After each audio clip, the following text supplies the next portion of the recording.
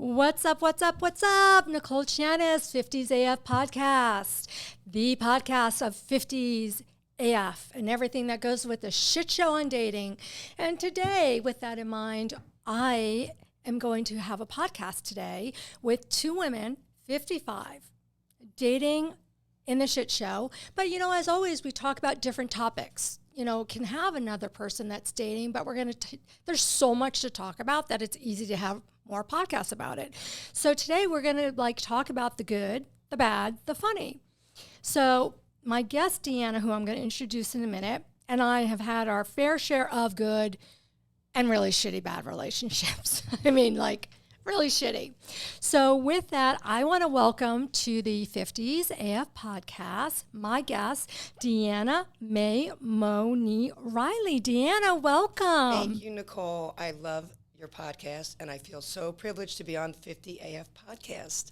Thank you. Well, you're just, she and I had dinner the other night, and the drinks were pouring, and the stories were going, and, it wasn't hard to come up with things, was it? No, you're very easy to talk to. I like it. Oh, thank you. Thank you. But, what we found out is, we both experienced so many different shit show experiences that we felt compelled to okay, we're going to both put ourselves out there, right? Yeah, we're going to be to share. Yeah, we're both going to put ourselves out there. Some of my guests put themselves out there more than others, and Deanna, I think is a little more vulnerable, opening about things as well as I. And so one of the things that whether you're coming from a divorce or whether it's a widowship, the one thing that you look for dating in your 50s is a connection with somebody, right, Deanna? Definitely. We're looking to connect. And, you got to pick up your shit after a divorce and after a widowship, right? You got to pick up your shit. So in order to connect, you kind of got to put it all back put it all back together to find that connection. And sometimes there's a catch-22 on that. How do you connect if you've been independent for so long? For example, me, I'm starting to dig being on my own. I don't want to share my bed. You look so comfortable being independent. I admire that. Well, you inspire me to be okay being alone. Really? Yes, absolutely. Why? Because I was married, I feel like forever. Yeah. My high school sweetheart. Yeah. Together, 32, married 25. And to get divorced and be on my own was absolutely terrifying. So when I see women my age, having a podcast, flourishing, I'm like, you're going to be fine. You could do this, Dee. You're going to be fine. I love that. Thank you for saying that. Yeah, you definitely inspire me. Wow. Okay. Thank you. Wow. And she has so much for us to share, but it was so early on. Thank you, girl. I appreciate that. So, we talk about the connections, and that connecting comes in many different flavors, and we're going to get into that. But, dating in your 50s comes with a lot of challenges, right, Deanna? And we're going to dive in on that. Yeah. Never saw it coming. How challenging it was. I had no idea. Yeah. It really is. And I like a challenge. I'm an athlete. I like, but I always like to come in first, and you're definitely not coming in first in this game. Right. So what is your athletic thing? I was a swimmer. Really? Yeah, big time swimmer. And I loved softball and soccer, and I coached soccer for 16 years, and it's just my passion. Okay, so you like softball? Oh, yeah, and soccer. So how come you don't do a co-ed softball thing here? I did right up until I was 47 in New Jersey. I would love to find a co-ed. So why haven't you tried that here?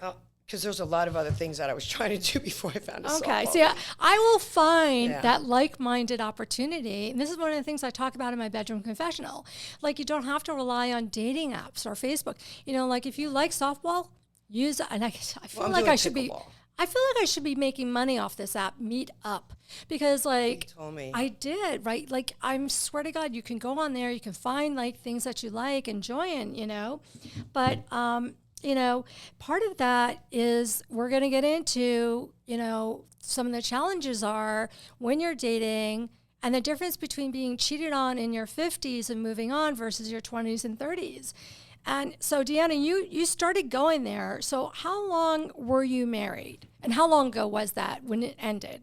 We got divorced in 2016. Okay. So it's been 7 years, almost 8. And I was married for 25 years. That's a long time. Yep. And we had a great marriage, 3 beautiful children. So I will never, ever say anything bad about, because I have 3 beautiful kids. It's the most amazing thing in the world. Yeah. And he's a great man. We just didn't. Come a little closer. So you're, We just, grew apart. Yeah. And it's sad. I'm sure it's sad for a lot of people, but you got to move on. Don't you find that, so wait, how old were your kids when you got divorced? They were in college, and it was not good. So here's the thing.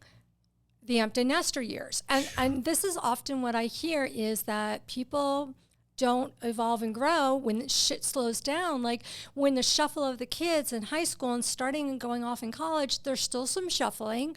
But what happens when you've been together for so long is all of a sudden the kids go away and then it's like, wait, you met me like 20 years ago. Are we landing in the same place in life? Do we look at the world the same way? Do we want to do the same things? So sometimes that's part of what leads into the divorce is when the kids go away, you're like, what do we have in common? I was like, who am I? Yeah. I'm the mom of 3 kids and they're all gone. What do I do with myself? Yeah. So you'd think you'd want to pour your love into your husband. Yeah. It either works or it doesn't. So why did you find out it didn't work for you? Well, he was a police officer and he retired actually very young in his 40s. Yeah. So my late husband retired really young too, and that was an issue. It was an issue. When he retired, he lost his identity. Same. Lost. I totally subscribe to the fact that men that are successful or have a drive, they need to keep and peak in an interest. Yes. And not stop and just sit home because it's like a constant depression. It really was. I thought my late husband was depressed. He was, but he did get another job, but he missed being a police officer. Truly missed that. So that was the demise. He just... Right. And it changed him, which then changed your relationship. It did. And I loved him being a police officer, and he loved being a police officer. But okay. So you have your divorce. And then tell us, when was the longest relationship? I think from when we spoke, you had a long relationship that wound up being toxic. How long were you with him and how long ago was that? It was 2.5 years ago. That I ended or started? Ended it. And I was with him for 4 years. Okay. And is this, you started in Jersey or came here? Started in Jersey. I only came here 2 years ago. Yeah. So that's really what brought me here to Florida, to just start a new life, be fresh, be happy. Sunshine makes you happy, so you can't go wrong with that. You digging the humidity in the summer, though? I like it. Yeah, you're a Jersey Shore girl, which is different. So you're kind of used to so you're kind of used to that more. I love it. 80, 90, give it to me all day, every day. Oh, my gosh. Okay. Yeah, all right. So 2.5 years ago, you're in this relationship, but at some point, so what point and why do you think it took so long to realize it was a toxic relationship? I just want to kill myself for this. I was really in love with him. And he was actually somebody that I knew in high school. Ah. So how did you reconnect? We were at a charity event. No way. Yeah. And excuse me, audience, I talk about on a bedroom confessional. Get in line with charities. You will meet like-minded people. Yeah, we were charity. What a great example. I just literally posted that like the other day on a bedroom confessional. It was Ocean Cleanup Act for New Jersey. Mm-hmm. And I was involved with that. And we both were there. And I haven't seen him since high school. And he approached me. And literally from like 5 days later, we were inseparable. And he actually called my ex-husband because they played football together. And he was at a Catholic school. My husband was at a public school, and they played against each other. And he actually called him and asked permission to date me. I love that. So I did, too. I just was, like, smitten. So he got me right from the start just with that. How classy. I know. And that really is classy. I mean, that's also respecting your kids in a way. It really was. And he definitely swept me off my feet. He was kind and caring and loving, and he really wasn't even, like, sorry if you're listening, that handsome. But I loved him. I ended up loving him. And well, okay, so how old were you when you met him again for this time around? I was 48. Okay, so you're right on the cusp of 50. So what I find in talking to women and myself, what is handsome isn't just the outside. No. I mean, I think we've lived through the reality of there's so much more like women and men need to figure this out. If they haven't figured this out, beauty is fleeting. Beauty is in the eye of the beholder. It is. But like for me, the attraction is so much more about what's under the hood. I was so attracted to him in so many ways. Right. It's not just the physical thing. Like, okay, if you have like, you like to enjoy and you have a little belly, like listen. He did have a little belly. I don't mind. At least don't suffocate me like on my bedroom confessional. but like, like I don't care if you got that little belly, because honestly, like I love like a big guy, and like I love the idea of like being inside their arms. And, I know. And like and feeling you know what safe. else, Nicole? What? I'll work that belly off. Oh, what? Oh, girl, you didn't just say that. Did you just say that? I did. Okay. Take it any way you want. Pickleball. There's a lot of ways to work that belly off. Okay. So now. Cook good for him. Okay. Love cooking. Okay. So you're out with him, and then at some point you realize things are not good. What made it a light go on, that you thought there was something toxic? What was the sign? The jealousy was a sign, because I was so dedicated, and I never gave him any reason to think that I was talking to another man, looking at another man. Yeah. And one night we were going out, and I had on like a little, I don't know, voluptuous shirt or something, or dress. And we like dressing sexy for our men, don't we? Absolutely. I do. I'll put on whatever you want as long as it's not inappropriate. No, like I think like I love, when you're dating someone, like you're dressing I up. love like if you like me in dresses, and let me back up on something for 1 second. I have sworn in the last 9 months on the work I personally did for myself. There's a difference between Nicole changing for a man, changing who I am, versus bending. Meaning if a man loves me in a dress, I love being in a dress. Same. Why not? Exactly. If you like me in tight jeans, I'll wear tight jeans Right. every day. Like, it's not a big deal. Right. So I'm out, and he's like, "You're not wearing that out in public." I'm like, "Why?" I'm like, I'm like looking beautiful for you. He's like, "I don't want people staring at your chest all night." Did you used to dress like that in the beginning? All the time. So all of a sudden he switched it up on you. Yeah, I mean, he met me when I was like probably had the hottest dress in the room. And yeah, I was like, wow. And I was like, "Are you kidding me?" He's like, "No, I'm not." And stupid me. Yeah. What did I do? I went in and changed. I should have said, "I'm not changing. No. I'm gonna wear Don't this." beat yourself up about that. No, girl. But was that your first red flag or yellow flag? That whatever was you want one to of call them. it. And another one was when he was away, I was not allowed to go to like a bar with my girlfriends where it might be like considered a single bar. I was like, there's a lot of married people at this bar. It was just getting ridiculous. So, but I didn't go. You didn't go. So you're changing. You're not bending. You're changing, girl, here. Yeah, I did not realize it at the time. I loved him, and I wanted to make him happy. I didn't want him to be mad. Right. So I was like, okay, it's not a big deal. I don't have to go. But it just kept over and over. You can't do this, can't do that. And I was like, wait. So he was suffocating you a little bit? But I didn't see it till it was almost too late. Now, did your friends see it? Absolutely. Okay, so what like, this is what I'm curious about, because I had the same. I had friends see shit and not tell me till after. Well, I would have friends see and tell me, and I'd go, no, he's not doing that. I feel so foolish. It's even hard to admit. And I would say, no, he's you don't know him. He's not like that. So we made excuses. I made excuses for him. Yeah. So what was the tipping point when you were like... He cheated on me. How'd you find out? We lived in a really like safe town, and the back door was always open. Yeah. And the key was always hidden. Yeah. And the back door was locked and the key was gone. Oh, wait. Okay. So I forced myself in and I caught him. Oh, wait. You caught him red-handed? Yeah. Oh, I sure did. Oh, what did you do? Like, wait, what was the reaction? Like, did you know the girl? Like, I knew the girl. Wait, I knew do you the mind girl. sharing? Yeah. I love to. This is like. I knew the girl. Is this a lifetime? No, this is 2R for a lifetime. It's a really good story. Share as much as you want, because this is like, wow. This is the stuff people don't talk about often. Well, I love throwing her under the bus because she deserves it. Yeah. So I went to her wedding 18 years ago, or maybe 22 now, and I knew her, and she was not a good person, and that person divorced her. I was with the wedding on his side, not her side. Yeah. And they ended up divorcing her, and lo and behold, my boyfriend is now hooking up with this Wait, girl. was there a connection between the two of them? Yes. It was his boss's cousin.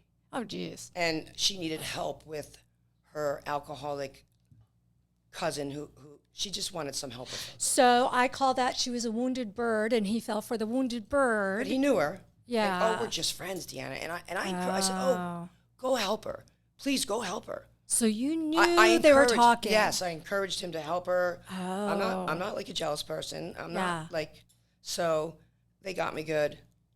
So when you walked in, and they're like on the bed, I'm assuming? Well, they were trying to scramble because they heard me banging on the door. Yeah, you can't scramble fast enough for that shit. They had already come out of the bedroom, and they were on the couch disheveled.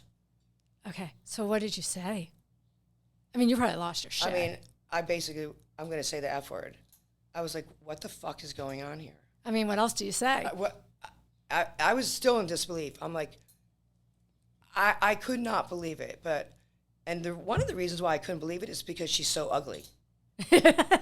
So isn't that interesting? Yeah, so, that right? killed me. She's so ugly. Right. So when these guys that like, unbelievable. You're like, and women like, I hear that a lot. Like, wait a minute, I looked better than this person. How did he move on to her? Not even better, Nicole. Right. She was so ugly. Okay. My nickname for her is Horseface. If you're watching Horseface, hope you're happy. Are they still together? No, they broke up. They broke up. I knew they would so not be you're hit in the face with this toxic relationship at this point. I learned a lot. It made me grow, and I learned a lot, and I wish I didn't have to learn it in such a suffering manner because I suffered. My kids suffered. They saw me in pain, and it made them in pain. Right. He affected a lot of people. My mom was so upset seeing me so upset. Well, you just segued exactly to what I wanted to say. Like when there's divorce, there's being a widow, and the difference in a breakup in our 50s versus a breakup in your 40s, 30s, and 20s is different. And it's almost like a mourning period. And I want to say why. Because we're feeling the clock ticking a little bit. Yeah, that was a big thing. He took 4 years of my life, 48 to 52. Right. I mean, I feel like I was priming then, and I'm a little heavier now. The hormones kicking in. Yeah. So, ladies out there, Deanna and I are trying to, keep it real and tell you, you're not the only one if this scenario was happening to you, not exactly catching them in bed. But what we're saying is that, you invest time in a relationship, whether it's 6 months to 2 years, and shit goes south. You're like, you feel that lost time deeper, I think, than you did in your 40s, 30s, or 20s, because it's like you're that much older. Now you got to date that much older of a person, and you lose time, and it's a little bit of deflation. So you go perhaps into a depression, right? Did you go into a little bit of a depression? I did. I didn't want to even be around people for months. Because all I could do was talk about him and cry. It was awful. And I didn't want to put that on other people. It was embarrassing. Right. It's not something it was a struggle, but I moved 6 months after the breakup and came down here, and I flourished. So was that intentional, your move to just get away? Yes, absolutely. To run away? He's a mile down the street. I live on the beach. Oh, shit. And go over the bridge, and he's like a mile down the street. So you really need to escape. Yeah, he would drive by, Ocean Avenue all the time, and I was like, why are you driving by my place? Do you think did he ever try to make it work or call you up and get you back? After he cheated on me? Yeah. Oh no, it didn't go well. It went south. I had a lot of stuff at his house still. I tried to get back. It wasn't good. So there's a lot of drama involved in this shit. There was, and I felt like I didn't even ask for this.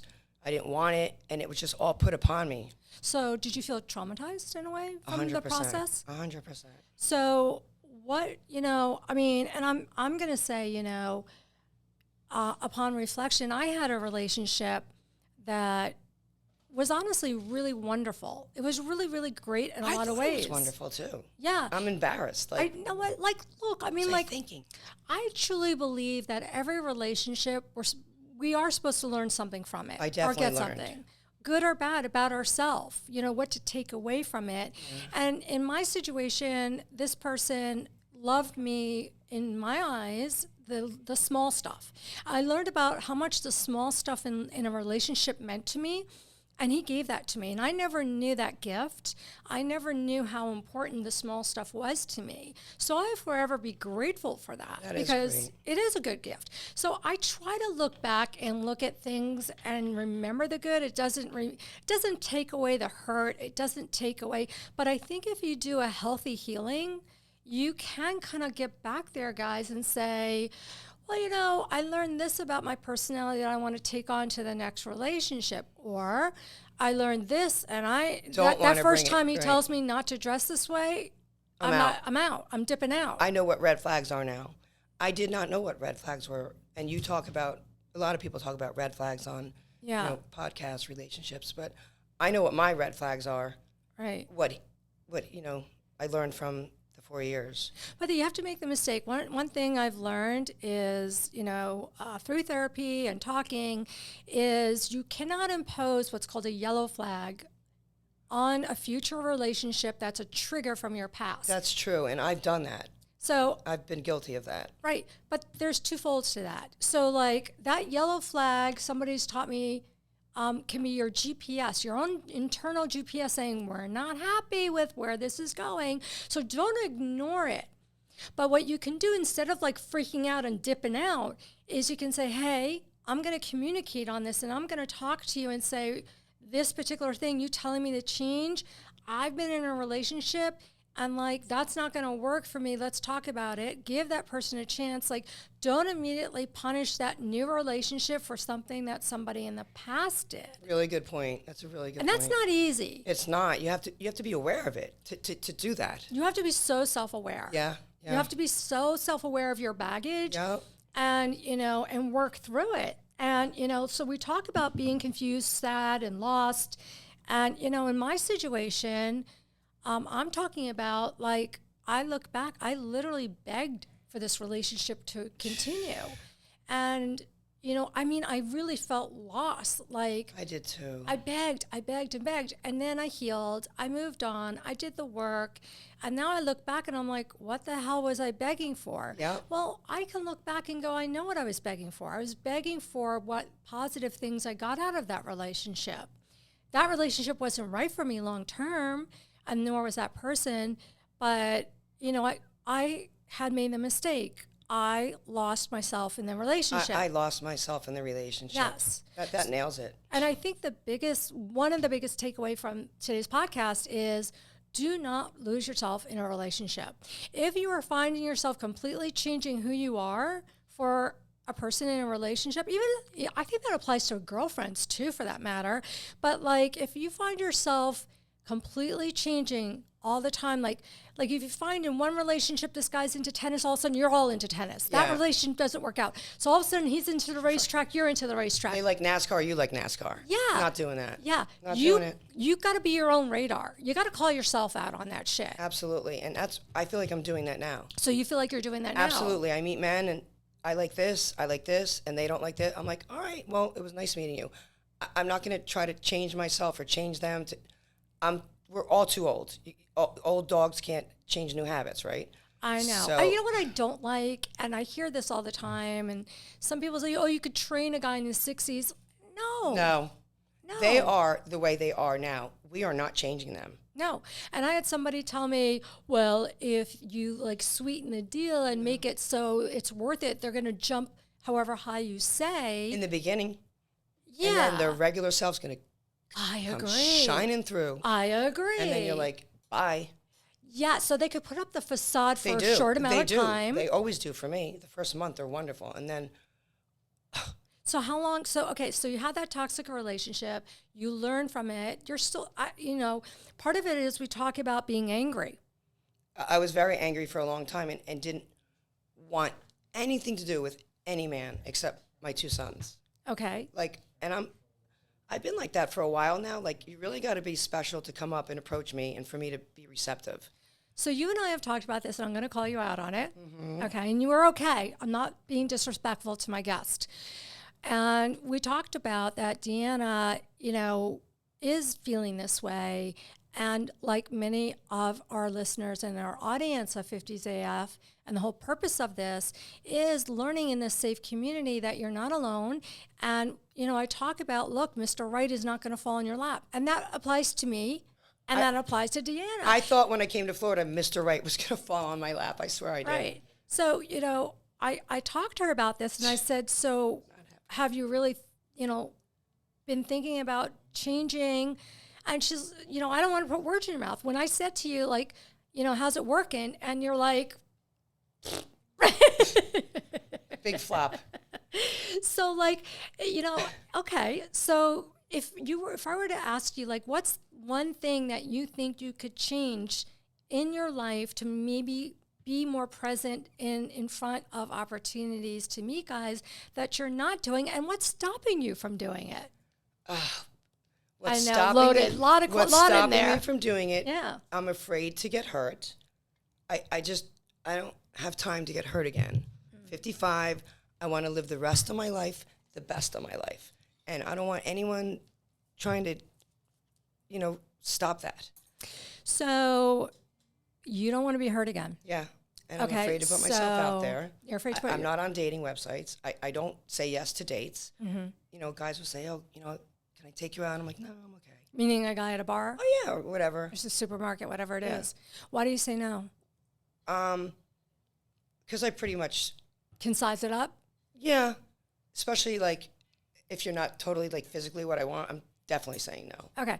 So, as a friend, okay, and, you know, keeping our conversation and putting myself out there, I mean, I often feel like the last 9 months, because my journey was from being a widow, and I talk about that, coming alive, and then there was another journey coming out of a long relationship and realizing the pitfalls and the emotions and the feelings, just like you were talking about, and I had to do work from that, and, you know, there's often I feel like my wall is so fucking high up. So high.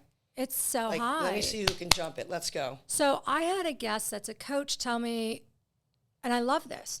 She said, if the right guy comes along, you'll be willing to change who you are. And put that wall down. And that's a pretty profound statement when you think about it.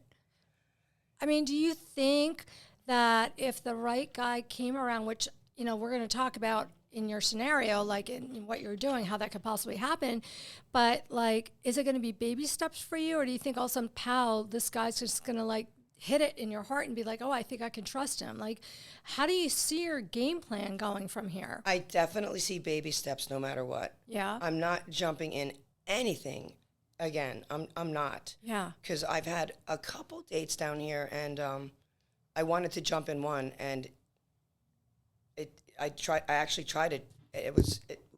Backfailed pretty quick. Why did you jump? Because I liked them, and you know, when you like someone, you give a lot too soon. Did you feel the juices going, or was it like more like on a deeper level? Well, I felt safe. I like to feel safe with a man, and when a man makes me feel safe, that, like, my husband was a police officer. Yeah. I always felt safe. So define safe for you. What does a man today have to do to make Deanna feel safe? Okay, so I know this sounds so stupid, but like tinier, like men that aren't. I'm 5'6". Right. I'm not 105 pounds. I'm an athlete. I'm on muscles or whatever. So I have to have a man that's larger than me. Yeah. For one. Yeah. You know, I like 220, 200, and a lot of men are not that big. They're 170, 180. And when I'm around them, I don't feel like... You want like a teddy bear feeling? Yeah, I want like a big guy that can protect me. And I like a guy who could like stick up for something right away. Like if something's wrong, they're not like, well, I'm not getting involved. I'm like, okay, bye. Like, you're not going to get involved, and that is what is right, and you're a man, and you can like... So help you someone like out. that macho kind of guy. Absolutely. You're drawn to the macho kind of guy. Yeah, and I want them to take charge. And right. I'm an alpha woman, but I'm not going to like boss my man around. What is it with me? I surround myself with alpha women. Do you think us alpha women like seek each other out and we're like, poo, he's I like seeking, alpha women, I know. especially when you're secure and you can like be around other women that can't be around other women are not alpha women. They're just insecure or jealous or... Oh my God. I have no time nor patience for drama. With men or with women? Women are the worst with drama. And I feel sorry for you, man, honestly. The women out here, drama, drama, drama. Yeah, and the more I have my guy friends that are single telling me the stories, yes. And it's like, let me tell you, like, I don't get this shit from nowhere. I mean, I really do my homework. I really do talk to people. And it's like, I'm sorry, ladies, but the shit you put these guys through is crazy. No wonder they're fucked up. And no wonder we can't seek them out because they already think that we're like them. Well, I think, yes, they are setting a bad stage for the good girls that come along. We talked about this. Yes. And it really does screw it up because, like, you know, like, and I'm not going to call anyone out, so I don't want to even discuss the scenarios, but, like. I know what you're going to say. Yeah, it just happens, you know, and it just happens. And so let me ask you, now that you were cheated on, do you see, like, any signs that led up to it that you can give anyone in our audience that might have a little wall up, was cheated on before? Like, how do they do that hurdle of, I'm not going to always assume a man is cheating? Like, are there real signs?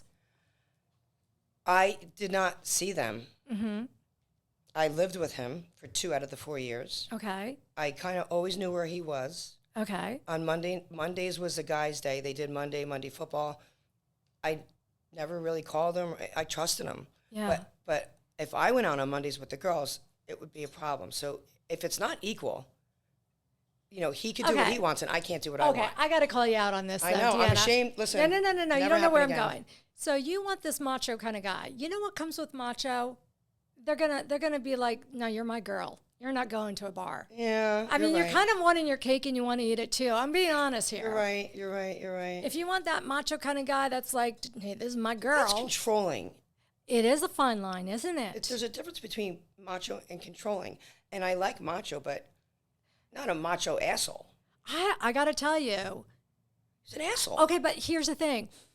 And dating at 55, like you and I are, dating, say, guys in their 60s, if they're macho. I don't really date guys in their 60s. Oh, you go 50s. Yeah, see? Seen that again? I feel like, I'm sorry, gentlemen, they look very old, a lot of them. Right. I don't want to date my dad or someone that looks like my dad. Yeah.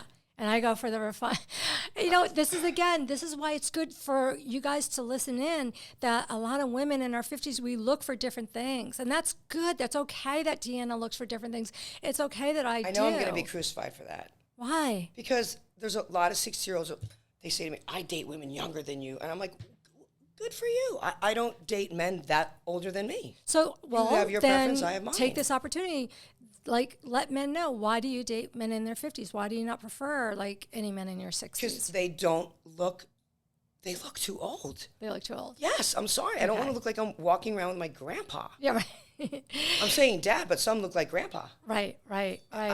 It's just not for me. It's not. When I see a beautiful woman with, they look much older, I'm like gagging on my food. Yeah, but that's like the 30, 40-year-olds with the 60s shit. I can't even tell if they're 30 or 50 with their boob jobs and their lips and everything else. I can't tell their age. I know. I love the duck lips that come before. Which comes first, the lips or the boobs? I see the lips first. I know. I see those duck lips are poking out at me. They they're are flapping when they're not even flapping. I know. I'm like, I know, but you know what isn't it interesting? Like, there are two definite men on this. They love that plastic look. I find there's no middle ground. I find men like the plastic look or they like the natural look. I like the more natural look personally. Yeah. I mean, it seems like everything's fake. Fake eyelashes, tattooed Okay, eyebrows. I used to wear fake eyelashes, but let me tell you, like, so I'll take my glass. So here was my annoying thing. It was windy out. They'd be like flapping in the wind, and I thought I was hot shit. Like, oh my God, the best thing. And listen, you wear them, love them. I don't get me wrong. I wore them for like 2 years. And then I went to Santorini and I took them off because I couldn't get them done when I was there. And it was the best thing because, like, every time you go in the wind, right, girls? They flap, and it's annoying. Like, I mean, it is annoying. Well, if they're flapping, that means they're too long. No, but like, I felt sexy. I loved waking up and having those lashes on. I don't know. It was you a have thing beautiful for me. eyelashes. I mean, you don't need them. Thank you. I understand if some women lose their eyelashes for whatever reason, and they need. And I'm not against it, but they look like spiders on some of these on their eyes, and I'm like. Do you look in the mirror? I think guys in their 50s, I don't know, do they prefer more natural? Or do they prefer a little plastic? I think it goes right down the middle, 50-50. I really think guys love like if they meet someone, they make their boobs bigger. Yeah. They have no problem, and they only date for 6 months, but they made their boobs bigger so they can enjoy. Oh, you think they're going to invest? Oh, they invest in. I know so many girls are like, oh, I was dating a guy and he made me get him bigger. Okay, so he wanted him bigger. People, don't change your body What? for a guy. Do it because you want to. Like, listen, shit I do, my Botox, whatever I do, It's for me. Is for me. Absolutely for me. Like, yeah, like that's for me. Like, I'm past that, you know. I'm way past that now, especially after. like I said, where I'm bendable on is like, if you like me in dresses, bring it on. That's right. But I've talked about this way early on in a podcast. Guys, if you like a girl in heels, a certain brand, or in dresses, stop asking us to open up our wallet to do it. I have never had a guy open up his wallet and buy me things. Do you know that? I have never. The guy I was with for 4 years, he was pretty good like that. What's wrong with me? Like, now, is it because I come across as like, maybe that's my problem, is I was losing myself and changing myself in the process that I don't know, how do I, this is before I kind of evolved in the last 9 months, I think, into I won't change for a guy again. Right. So the new Nicole, I don't know that I'm opening up my wallet, and I don't know that I'm going to change and dress, but I think men, like, if you meet a person like a Deanna or myself, and you like us dressing a certain way, there's a beautiful way of sharing that, and there's a beautiful way of saying, can I buy that for you? Yeah, and you could tell if the woman is in it for just that or not. I'm definitely not. Yeah. I have really nice clothes. I have nice jewelry. Yeah. Most of it was bought by myself. Yeah. Some of it may have not, but I do not need a man. I don't want a man's wallet. I want a man's heart. Okay. So I'm going to ask you this one question because I brought it up on a bedroom confessional. Lingerie. Do you like lingerie? I love lingerie, but I'm only wearing it if you're deserving. Okay, so I asked this question. Like, I already said on a bedroom confessional how I feel about this. Okay, so like, I'm one and done. With my lingerie, I'm only using it with one guy. And so you're cool with that. You'll keep it. There's nothing wrong with that. I'll keep it, but it's not getting used much, Nicole. So listen, I'm not really in that situation at this point. No, listen, I opened up because it hadn't been worn. It's gotten dust in there in my lingerie closet. I have one in the closet with tags on it. Right. And I'm waiting. Like, who could I wear this for? So do you know what somebody called me out on that? They said grandma. They called me grandma on that lingerie just because I'm in my 50s and into lingerie. You are not a grandma, and that lingerie is not grandma lingerie. So isn't that funny that there are some guys that will think it's inappropriate for a 50-year-old woman to have lingerie? Wait, what guy is saying? Is this like a commentary on my bedroom? A teenager or a 70-year-old? I don't know. All right, that just doesn't make any sense. Right. And that to me is just so that's my whole point. Stupid. Right. And so I'm not doing that to be salacious and put myself out there. I'm doing it on purpose because I want women in their 50s to know, heck yeah, we can wear lingerie and be sexy. You're so sexy, Nicole. Thank you. Sorry. Listen, there's a lot. Listen, I never say I'm the best. I never say I'm the hottest. We're not, but I embrace it. We should. And I do my best to look good. And I would love to wear lingerie for a nice man. I would love to, but right now I'm dressed in bed sweatpants. Why? Holes. Why? T-shirts with when I dye my hair. Okay, stains so on the t-shirts. Deanna, how are we going to turn this around for you? Do you feel still like you're in a morning stage? No, not at all. So what stage do you feel like you're in? Protecting myself, and I'm going to wait for I literally thought the man was going to drop from the universe. So after a year, I realized that wasn't going to happen. And, I started playing more pickleball, started going to more events, singles events. Are you meeting guys there? I am, and I am so uninterested. Why? These are the guys that are old. 50. Wait. They're old. But look how they're into activities. That's not old. Why are you? Do you think you're stuck on a number? Ooh. Do you think you're stuck on a number? No, because even if they're like 58, some of them look 68. So if you look really old, I'm sorry. I know people are going to kill me for this. Okay. And I'm not saying I look 30. I think I look my age. I think I look like a 50-year-old woman. Yeah. Okay. I want to date a man that looks 50, not 70. Okay. Can I just tell you, girl? I'm gonna just intervene. Your top is 58. I start at 57. I'll go 62 if you don't look like you're 72. So mine is 57 to 67. I'll go 45 to 55 And easily. I won't, because you won't have kids old enough. They have to have kids and they have to be divorced. And to be honest with you, if they have Adult a kid, kids or young kids? if they have a kid in soccer, I'm down. So you don't see. I don't want to do the whole young thing I don't again. mind if they have like a 12-year-old. Yeah. I'd be like, oh my God, can we go to their soccer game? Can I leave something with you? Because like in speaking to you and dropping what you're saying, I feel like you haven't let go of the anger still. I don't have anger. To be honest with you, Nicole, I was an empty nester really young. Yeah. I had my first child at 23, Yeah, that is young. my second child at 24, Yeah. and my third at 27. Okay. By the time I was an empty nester, Yeah. I was way too young. Everyone that's an empty nester was hitting 60, and they're calming their lives down. Mm-hmm. I was an empty nester at 48, 45, and I'm like, holy shit. Like you're like yeah. I'm like, let's go party, let's go vacation. And my Right. husband's like, what? Right. I'm like, we have no kid. And I was just on such a different wavelength. I felt Yeah. young. I mean, I still feel really young. I still Yeah. want to like name something, I'll do it, except jump out of a plane. I I won't do anything that's going No. to put my kids losing me at risk. That's right. But here's the thing, and I think we both do it. It's called sabotaging your dating life. Oh, I've already Look at your reaction to that. I sabotaged my dating life, but I don't care because I'm redoing everything. I'm like taking everything back, readjusting myself and getting advice from people. So, and, so what I'll get there. What I'll I'm start saying, dating. and people listen up for Deanna and I, we're talking about, okay, you're hurt from a relationship, whether it's cheating, divorce, widow, there's a mourning period, okay? You got to deal with those emotions. You got to deal with them. You got to be able to reflect and look past. And you also have to say, was I a part of this relationship not working? That's also not that really was part of what happened, but in some situations, but the biggest thing is Deanna and I, we both share is trusting others. How do we trust? We have trust issues. I do.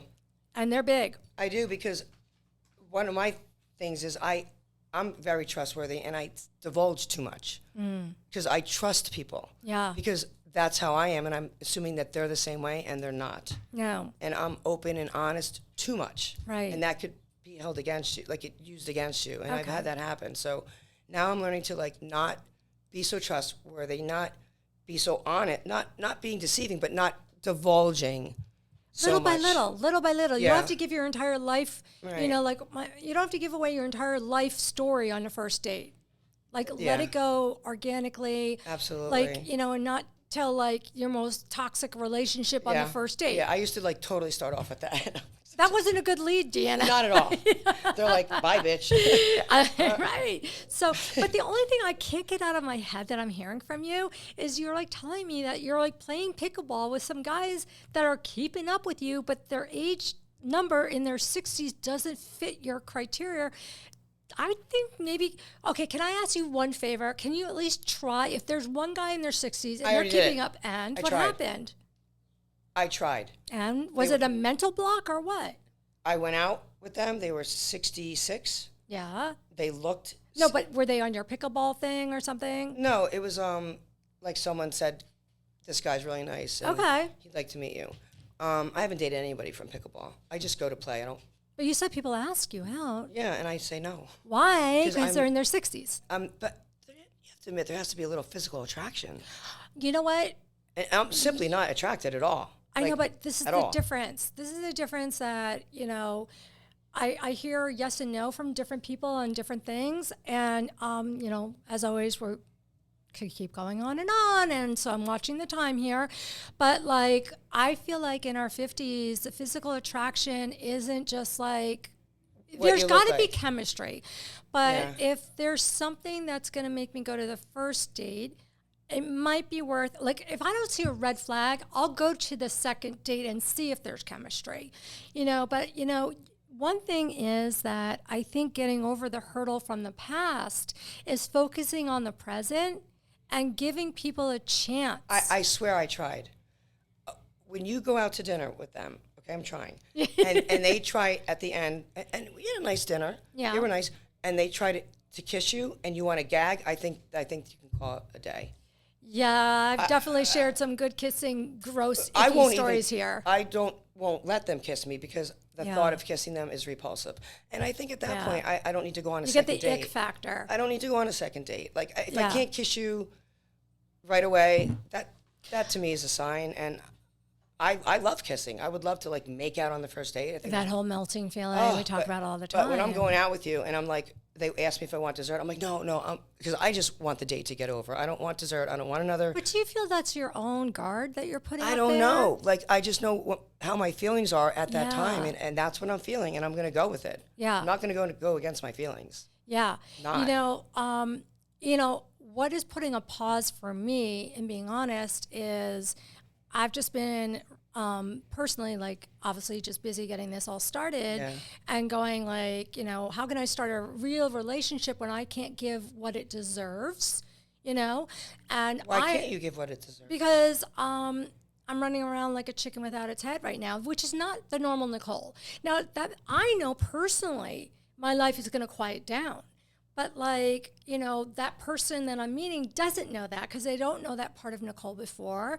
And so they don't have the trust that I'm going to quiet down. So there's a part of me that's like, you know, I have to wait until my life quiets down a little bit before I dip my toe. I don't know, Nicole. I would think a man would love a driven woman like you, and seeing you do this is a turn on. I can't speak for men, well, but I they're can. stupid if they don't see that.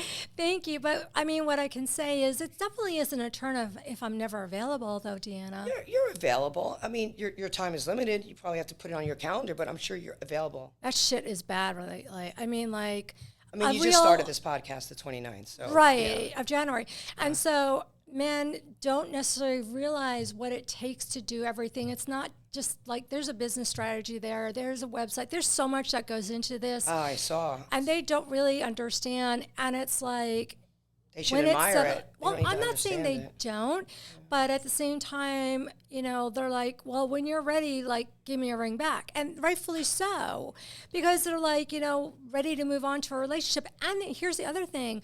I don't want to start with somebody deep that I think could potentially be good and make a bad impression. Like, I'm treading lightly. I am, because I don't want to hurt anybody.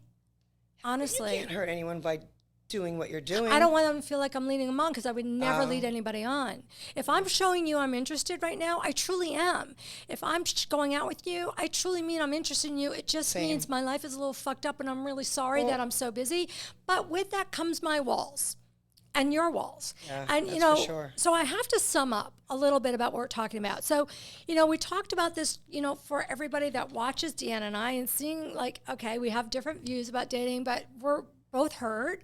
We're both honest about rebuilding and trying to figure out, you know, there's good things about dating in your 50s, but what we've really identified is the challenges. We know that we want to connect. We know we want to have that separate, you know, that next love in life.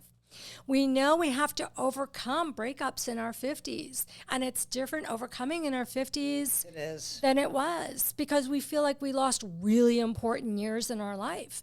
And so for those of you out there, it's okay that you're feeling that way. It's a real shit thing. It is. It's different. Carving and losing 6 months to 2 years, I feel like it's 10 years in your 20s or 30s. Doesn't it feel that way? I felt like I was with him forever, 4 years. Right. And not to mention, we broke up in April. And in January, we were driving around in North Carolina, picking what town we were going to live in, what house, you know, build a house. And 4 months later, he's cheating on me. So the other flip side is shit moves faster. So when you are dating your 50s and you do align, the shit moves faster. Yeah. So the shit moves faster, the walls go up faster, and the healing hurts more. But the bottom line is, listen to Deanna and I. Go back and listen to this. Know that you're not alone. And, you know, Deanna and I are hoping, of course, maybe some men are watching this and listening and, like, wanting to reach out to me, guys. If you want to meet Deanna, you know, we live in Boca. Single. Yeah. I am open to dating. I just won't go on dating websites. I want to meet somebody authentically. Like Nicole, you're like, Deanna, this is a great man I met. I'd like you to meet him. I'll be talking to Deanna a little offline here. I'm not just like date a guy on a website. I'm not doing it. Okay. So well, thank you for sharing your thoughts. And thank you for having me, Nicole. I mean, honestly. we've been in touch. I mean, I don't even know how we met, but we've been in touch since the very beginning. Yeah, I think we met on social media. Yeah, yeah. And you've been just like such a big cheerleader. And I want to thank you so I really much. enjoy like your advice, and I need it. Like I'm new to being single. I was married forever, and I'd like to know how to navigate this dating world at 50 a little easier. Right. We're both 55, which 55. I like. I feel a little connection there with you. With that said, Deanna and I are going to say thank you for watching, tuning in, and listening. And Deanna, thank you for opening up. And this is our episode of 50's AF Podcast. Thanks, Deanna. Thank you for having me. And My pleasure. I hope I can help somebody. Just Agree. We always hope that we're helping. We're okay, there guys. for you. Signing off. Thank you. Thanks, Nicole.